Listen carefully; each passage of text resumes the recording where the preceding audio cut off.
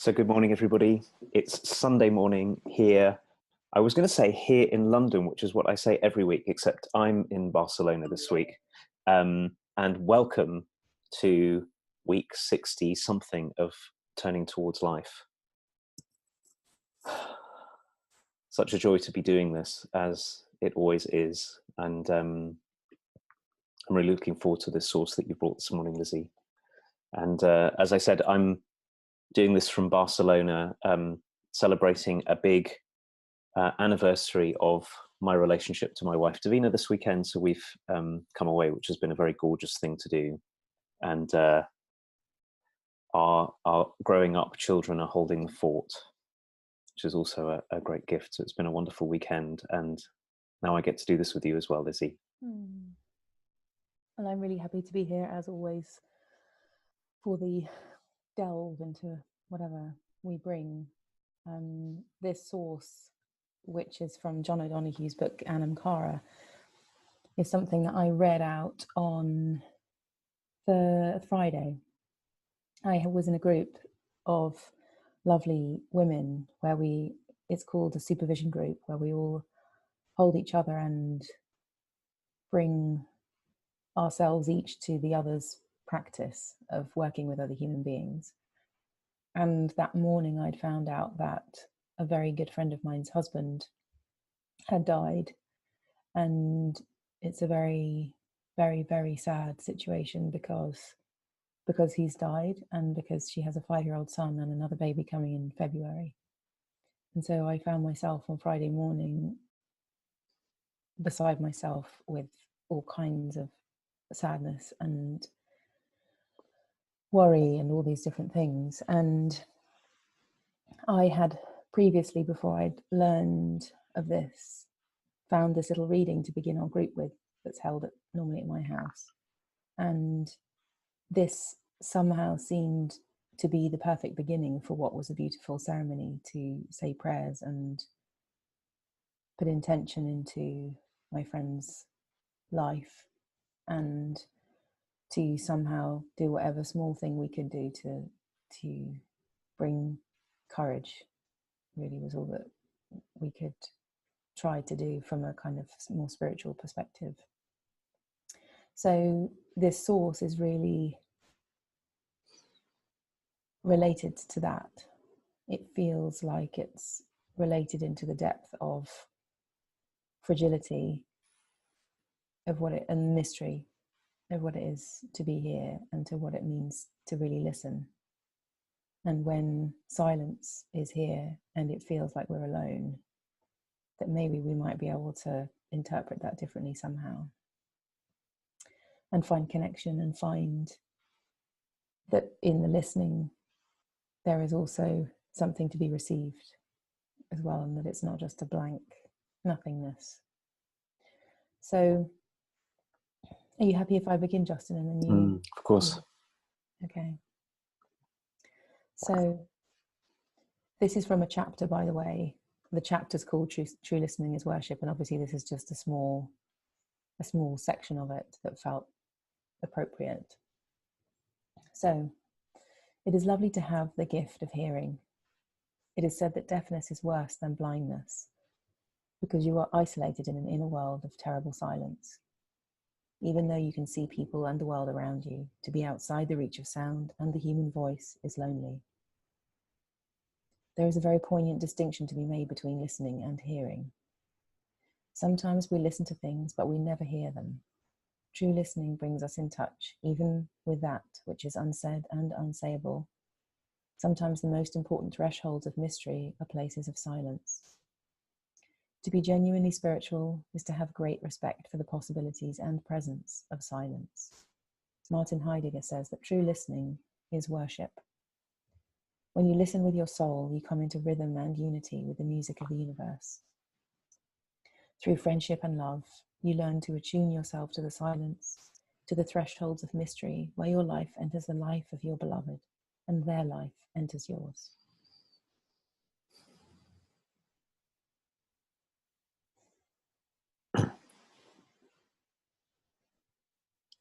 True listening is worship.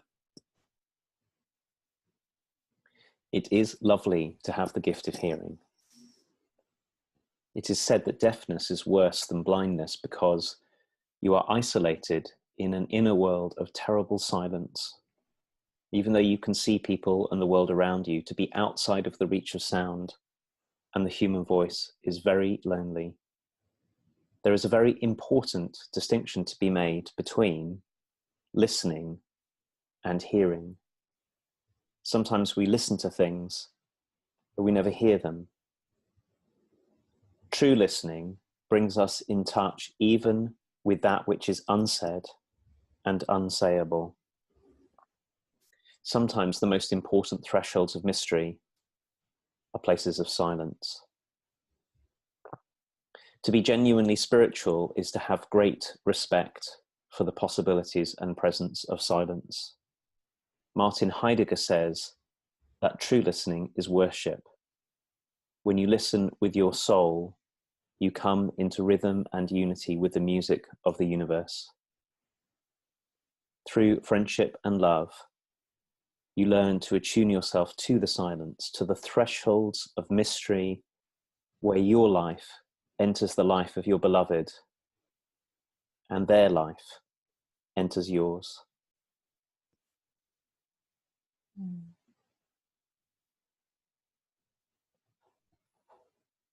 I have to say, just in that last little paragraph feels really relevant for you and Davida in Barcelona at the moment, and celebrating all those years of the thresholds of mystery between you.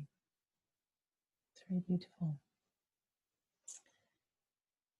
Somehow this is really moving to me, this passage, and feels like it opens up a very big space of inquiry and challenge as to what it means to be silent and to listen. And like so many of the things we bring, Justin, there's a way that I can feel how countercultural this is as well.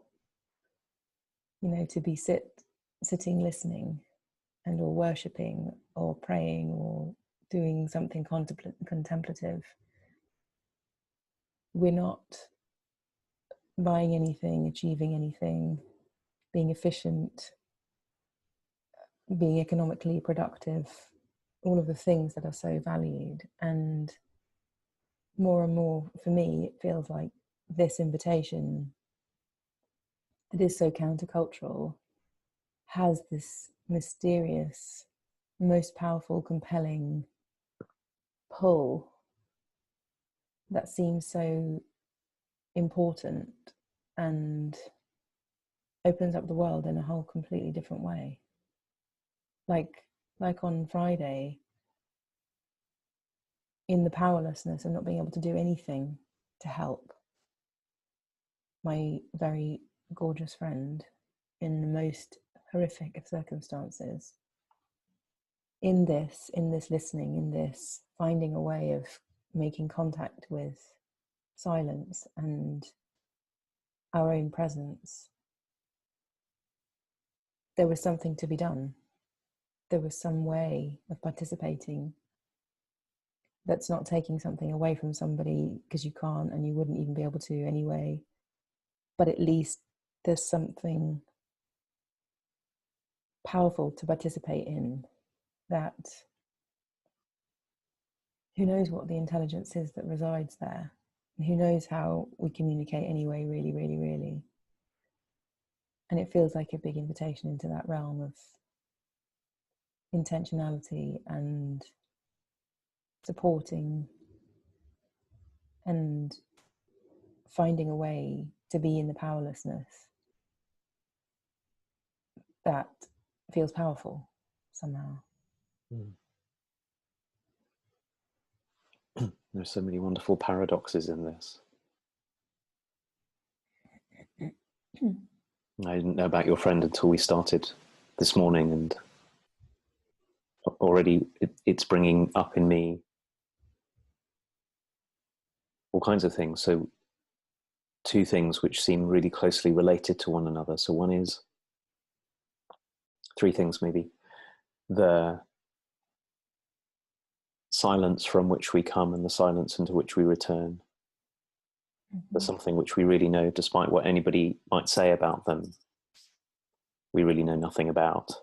And so from where we stand in the midst of our lives, which can be so full of movement and noise and connection and words, and there can only be silence. That's all we can tell about it, is it's not this, or we can't tell anything about it. It's invisible to us. And I wonder if one of the things that we do is that we often talk about our culture, and I think that so much of our conversation is countercultural in lots of ways. Whether the amount of noise in our culture, in a way, is a pushing away of death. We don't want to be quiet for long enough, because if we were really quiet, we'd start to feel how mysterious everything is and how little we know and how little control we have over anything. But we can keep ourselves away from that by filling every space with some kind of sound. And I particularly find that in London, just how difficult it is to find quiet places. In fact, there's a wonderful blog I stumbled across recently which listed some quiet places you can go where there's actually no libraries and cathedrals, and there's no noise. So that was the first thing. And then the second part of it that was occurring to me whilst you were speaking is how we get to be with one another, particularly when we're in the midst of the deep grief or pain or confusion of being alive or mystery, and how easy it is to want to also fill that with words. And how much we miss, is what I was hearing from what you were saying, how much we miss when we do that can make the speaker feel better often. At least I'm doing something. I'm not allowing myself to be vulnerable in the midst of it. And I was reflecting on a couple of Jewish practices around death and mourning, and one is in the act of preparing the body of somebody for burial, which is often done by members of a community, is done in silence. You only speak when it's absolutely necessary to coordinate this or that. But also in the presence of someone who's mourning, the tradition is to wait until that person speaks and to give them otherwise to give them silence, to not make this move that so many of us make, which is I'll make myself feel better by saying something trite, like you'll be okay, or we say all kinds of crazy things in that situation. And then here's the third part, which has been really occurring to me this weekend. So Davina and I have been together, this seems astonishing to me, for 30 years, because our relationship started when we were in our teens. So I wake up next to her nearly every day, and very often I look at her and I think, I know you, and yet I really don't know you. Because however close we are to any other human being, however much we've been around them, however familiar we are with their body and their ways of moving through the world and their ways of speaking and their preferences and all of that, there's a silent, mysterious, unknowable background to it all, which we can never know, not really. And so living human beings are also a silent mystery to us. We think we know, which I think is probably the root of a lot of our troubles, actually. We think we know ourselves and we think we know others. But when we really let ourselves be really quiet and listen in the way that John O'Donoghue says and that Martin Heidegger says, with all of us, way, way beyond the surface of things, we suddenly get how mysterious people are and how mysterious we are. And I think that's when he says that when you listen with your soul, you come into the rhythm and music of the universe. I think it's that allowing. And I'm wanting to bring all three together, because it seems to me that the silence that comes before and after us, and the silence that's called for in the midst of our confusion and mystery, and the silence that's really called for to be beyond our superficial, defensive, skating over the surface of things with ourselves and other people. They're all the same silence, and there's something like the quiet out of which everything comes, out of which everything else arises. So all of that is, feels right here, present for me as we're talking. Oh, it's so lovely listening to you, Justin.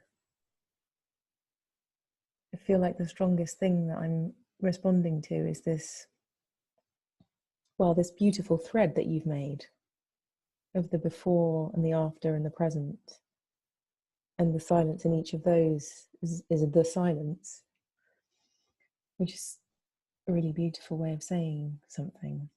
And it also, what it brought up for me is the way that, like, we can listen thinking we're going to get something. Like the narrative of like doing and getting could even be there in listening as well. But what I'm finding you saying all those things, the impact it's having on me is that I'm feeling into the reality of the fact that it feels like in the listening, in the way you're describing, it's a continuum. It's not I listen for this amount of time and I get this and then I go off and do something thing. It's not that level of listening. It's an attunement to the continuousness of the silence and the mystery and this whole narrative of, well, if I pray, something will happen, versus if I pray, I'm touching into the worship, and that is sustaining ongoingly. And when you were talking about the listening into the other human being that we may wake up with, or our child or our co-worker, or it goes for anyone,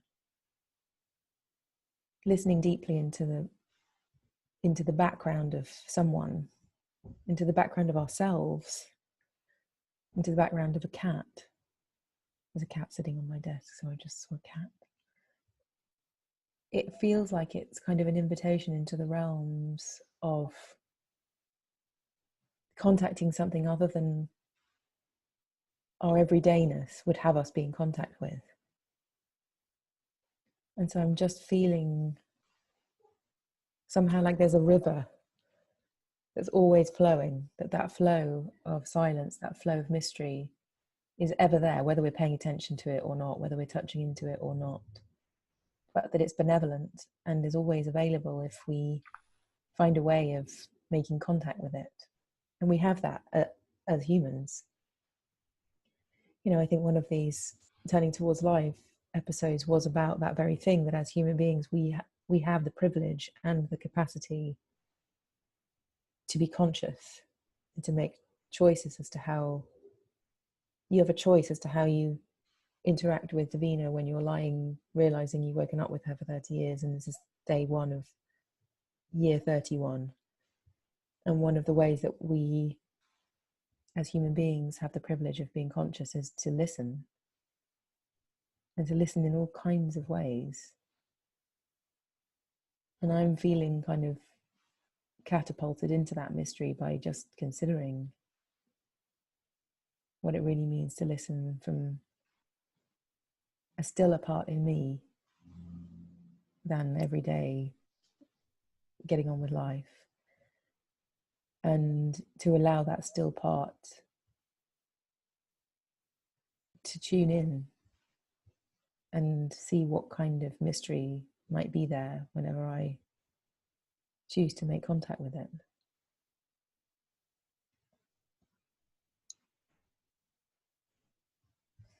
As I was listening to your beautiful way of saying this, and one of the thoughts that came to me was how paradoxical this is, that we're doing our best to talk about silence by making sounds, and this is something that's way beyond, in many ways, our capacity to put into language, because it's prior to all language. It's that which from which language comes, from which everything comes. It's one of the things I love in my tiny, really tiny understanding of the Zen Buddhist tradition is this idea that everything comes from nothingness. Mm-hmm. Nothingness is the background to all of it. And of course, nothingness is silent. But I was also wondering what it would be like if every time we feel aggrieved or in trouble, we want something from somebody, desperate to get something from somebody else. If one of the things we did, as well as talking, was to spend some time with one another, just quietly in one another's presence, and did our best to let go of all of our grasping and having to have something happen, and made the move to drop down beneath the to and fro into what you're calling this river that runs beneath everything. We might find a way of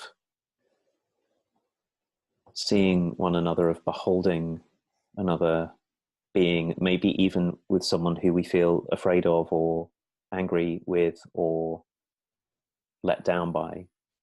We might also find the mystery and beauty that's there, as well as everything else that we take to be there. But so few of us ever get a chance to do this. We're not taught how to do it, most of us. Many of the traditions that might have taught us have been marginalized, and they've been replaced by an endless. I think it's so important for us to see that most of us live in a world where the entire construct of the world is more and faster. Improve everything, get more, and the economy is built on it, and the structures of our society is built on it. So it's so hard to see how we've been acculturated away from and apprenticed and taught away from something which also takes practice. There's such a vogue at the moment in our society for meditation practice, as if it would solve everything, and I fear that part of that vogue is because it's a bit more of the same. If you sit quietly for a while, you'll be more able to. But I want to say, what if we sit quietly for a while, just as you said, without trying to have anything happen, and see what happens if we open ourselves and open ourselves and open ourselves to one another, even in the most difficult. Well, particularly, actually, this so painful circumstances that you're talking about with your friend, right there is so often where what we want to do is we want to fix it up, and what it takes to be quiet with another person and know that being quiet and beholding one another is such a powerful route to, well, who knows what, but I know it's something other than flattening things and reducing things and squeezing the life out of things. What was on reflection really amazing about Friday was that, so my supervision group is made out of me, another woman who's from our integral coaching community who's done our year-long program, and then two women who've done something called the interfaith ministry training with something called the One Spirit. I think they're called One Spirit. Anyway, they do like a year-long and a 2-year-long interfaith ministry training, and my sister's done that. And so I have some sense of what it is. But essentially, you go through these these years learning about all the different faiths, and then you learn to do ceremony. So you learn to be someone who can hold a funeral or hold a blessing for a new baby or a marriage or any kind of ceremony that talks about and acknowledges any transitions that are happening in life. And I was really, really, really sad on Friday, and the way that the ministers, and also, of course, our lovely friend who's does this kind of work too, which I think presence and becoming able to be with more and more suffering and difficulty is one of our main tenets too. But there was a way that the interfaith ministry people were able to really be with the topic of death in the most open, present, ordinary way, and to be with how I was being because of what was happening. And then the kind of prayers that they told spontaneously from themselves of support to this little family that are in serious, God knows, I don't even know what the words are to say what they're in, was so beautiful. And it really moved me to feel the kind of contactfulness. And I think so many times we just recoil from all of that, or like you say, we try and do something or whatever it is, and there was none of that. It was just breathing and allowing the news to land and finding compassion and finding language that allowed us to stay with it and to not move away and to not try and do, but to be with the feeling, to be with what was happening. And it made me feel so hopeful about the world, that there are ways that we are working on and being trained to stay with and be with what's difficult, rather than bouncing off and doing something differently or compensating or discharging or whatever the other things, but just to cultivate a way of being that stays with, this is what's here right now, and I'm going to stay present to what's happening. And it was really, really beautiful and important and human and humane. It felt really humane, like really intimate with the experience that was happening, rather than trying to make it different in some way. So it was a really lovely timing, actually. And if they hadn't been there, it would have been really different. I would have been held. My friend and her family wouldn't have had, a really good stint of prayer surrounding them on some level. And it was very, very beautiful, and I feel very grateful. And the quality as well, Justin, that I appreciated and that I see in our community all the time is a very beautiful capacity to extend compassion to people that we've never even met before. And I think it's another cultural norm to care for the people that are in your life, and everybody else doesn't really matter.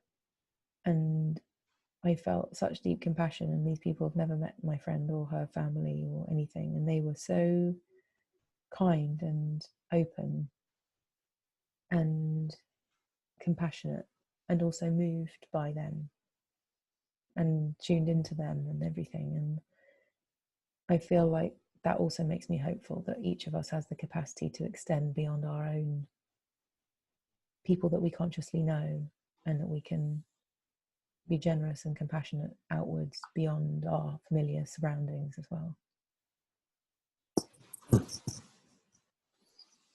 I think the last thing that you've said is really the work of human beings, which is it's also something that Martin Heidegger talks about quite a lot. So I appreciate that John O'Donoghue brought him in here, which is to extend our circles of care. It turns out that there's more and more that we can care about. And how about that part of it arises when we stop grasping and allow ourselves to be quiet and open and attuned to what's here, and not turn away from it. Yeah. And right in the heart of what you said was, and I know this is what we bring to all of our students who come on our program, as well as an invitation. Our programs is, what is it to be somebody who won't turn away, whatever comes? Yeah. And it turns out that silence has an awful lot to do with that. Our willingness to be with the silent background to everything. Yeah. I really appreciate this conversation, Justin, and I'm just looking at our time and realizing that it's probably time to finish.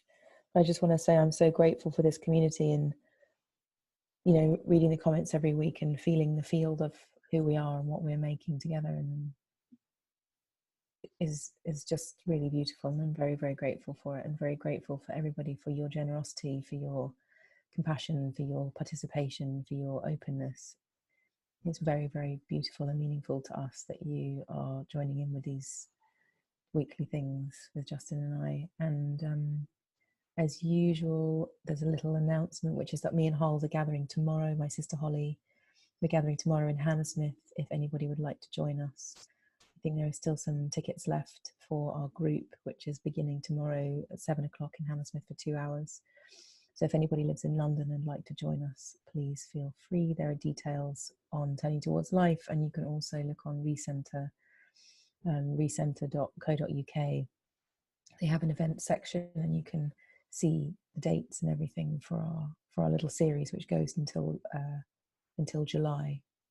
So we'd love to. We're going to be gathering and talking about all kinds of different things, and just being together and creating community in person rather than online. So we'd love you to join. And other than that, Justin, is there any little announcements you want to make? Oh yes, I'll just say that the following week, Monday and Tuesday, 21st and 22nd, I think it is, of January, I'm running our Introduction to Coaching program, also in London, in Hammersmith as well. And there are a couple of places left on that. So if you're interested in joining us for that, you can check out thirdspacecoaching.com. You can ping us something in a comment on the Facebook group. You can, lots of ways of reaching us, and we'd be really, really glad to see you there. Otherwise, we'll be back, all being well, next Sunday morning. Yes, we'll see you everybody next Sunday morning. Thank you for joining us. Bye-bye.